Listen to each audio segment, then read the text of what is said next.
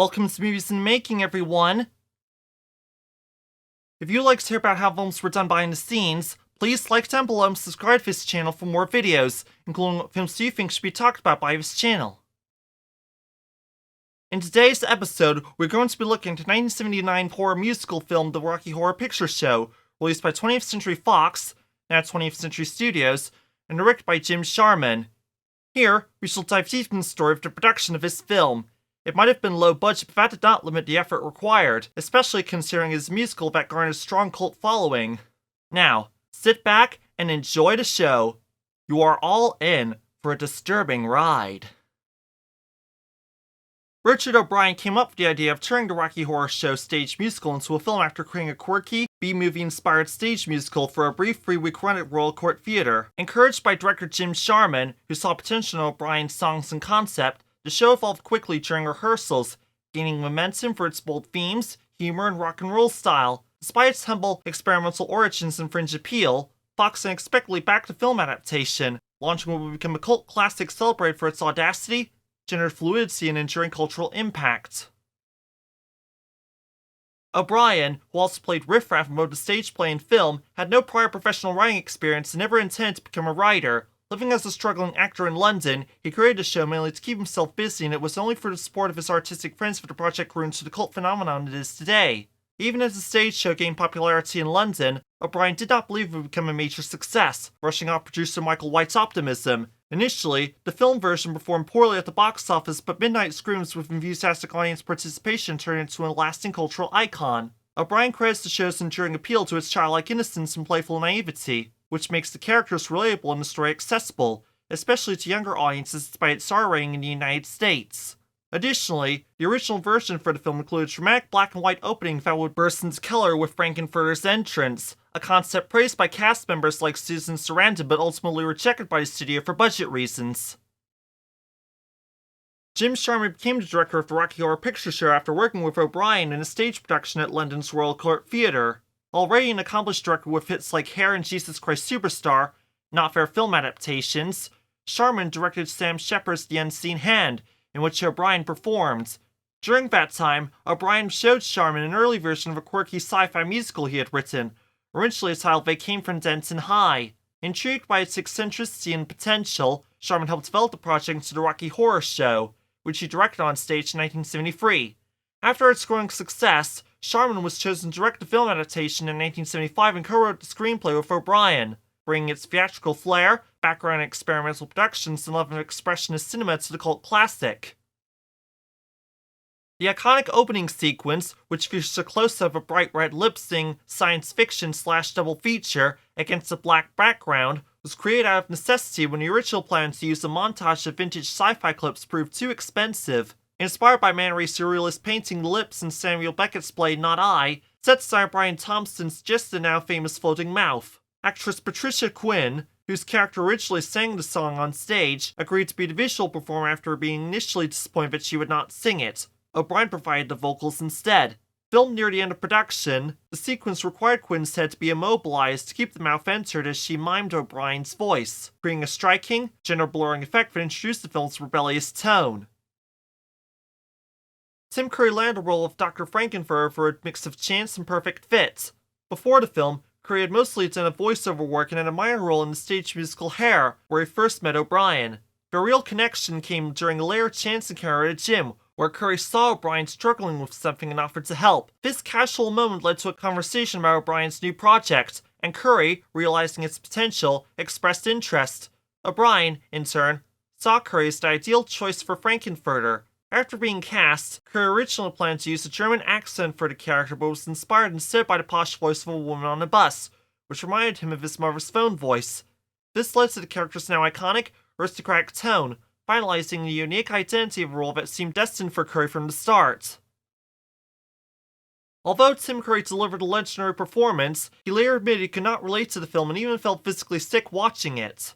Originally cast in a role for the stage version before reprising it for a 1975 film, Curry was transformed for the screen with the help of glam rock makeup artist Pierre Laroche, a look Curry found a bit too high fashion for his liking. While Curry may not have understood the film's enduring appeal, he later acknowledged its unexpected impact, knowing that its popularity helped save struggling indie theaters, offering at least one silver lining to a role that would define his legacy, even if he never quite felt at home in it.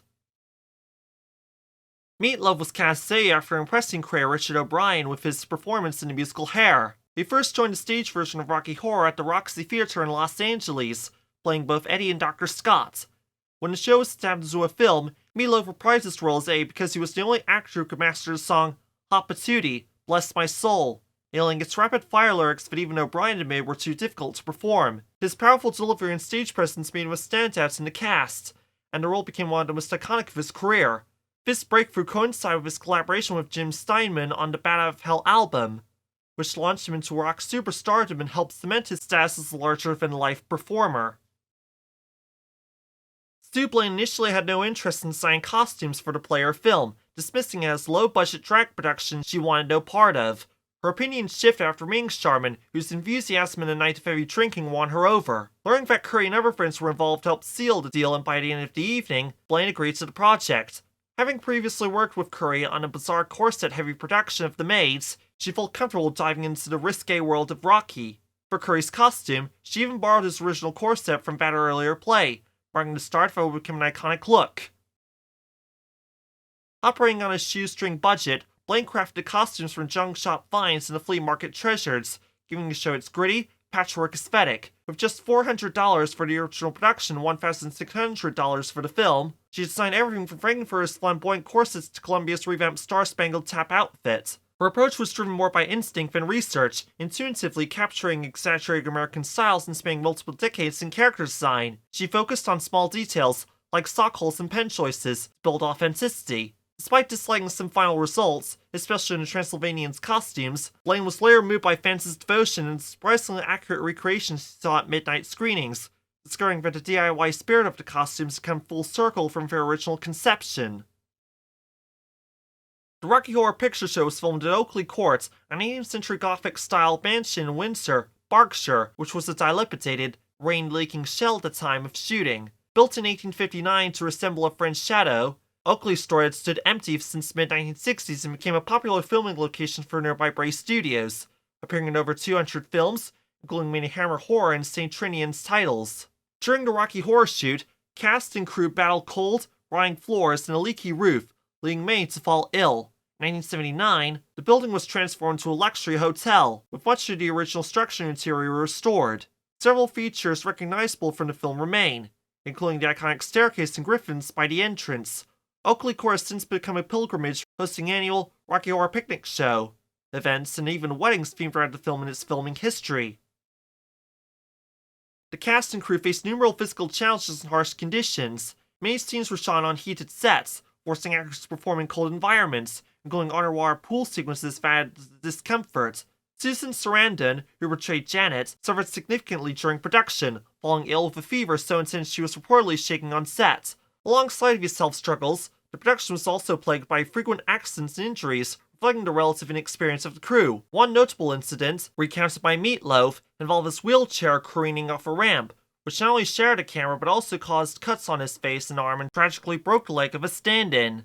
Although some safety measures were in place, the chaotic nature of the shoot meant that mishaps were a regular occurrence, adding another layer of challenge to the already demanding filming process.